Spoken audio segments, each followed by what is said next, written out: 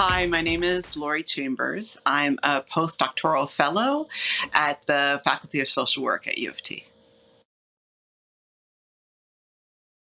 I would say my dad, he was sick with Alzheimer's at a young age for him and for me. I was in my 20s.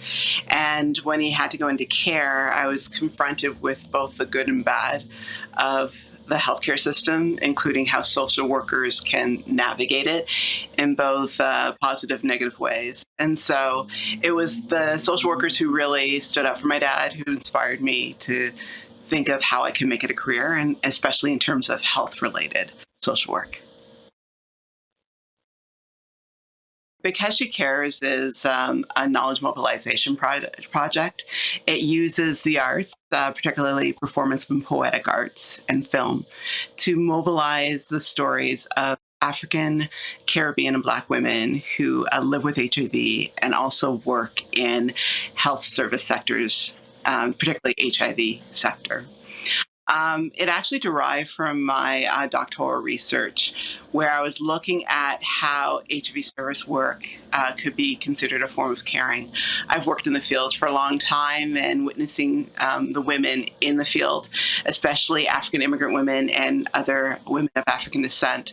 I marveled at how they saw this work as both a love and labor of caring.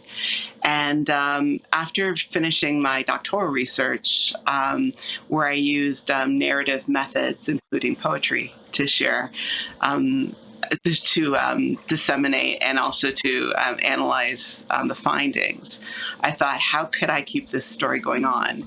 And it was actually the community who said, could you keep on doing this? So with their collaboration, we decided to make a series of films out of some of the poetry that came from the original study.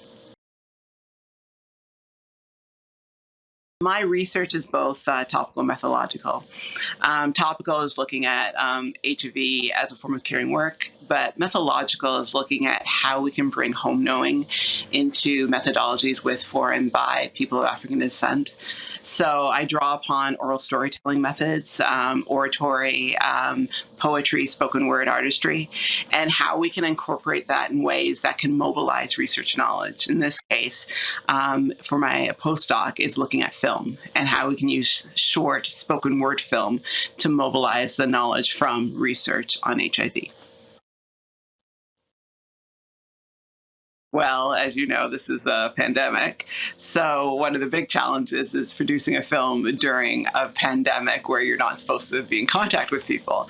So that has required us to follow a lot of film protocols. The filming, even doing vocal work, was quite complex in terms of doing that, in terms of arranging people and making sure that we followed COVID protocols in the filming. But another thing that marveled me is how non-professional actors, which were the spoken word artists, were so amazing in performing. Oftentimes watching them perform, record their work, but also hearing it later, we were moved by it. Many of us cried because the power of their voices, and I think partially that came from them understanding the experience of people who worked in the sector. It really elevated the stories that were being told. Also, too, how film is so powerful in ways that just doing spoken word without the film is.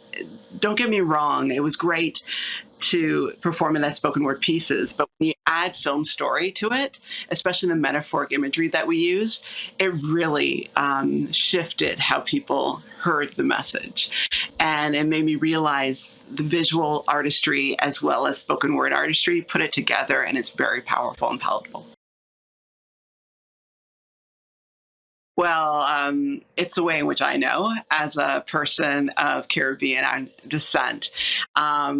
I think that storytelling is a home knowing practice that a lot of us in African descendant cultures learn in terms of our social world, learn about our history, and also learn about things that are really salient to us.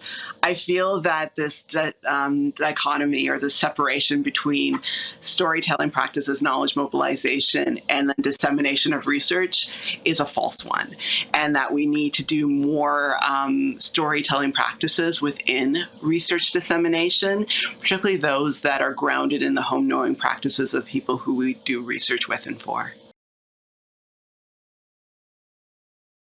Luckily, it's very serendipitous because we received the grant at a time we were accepted at the AIDS 2022 conference, an international conference where we are able to present the findings from the Because She Cares project and also to perform. And that's what we're going to do. Me and 6 of the spoken word performers, we're going to actually perform in Montreal, Quebec in the summer.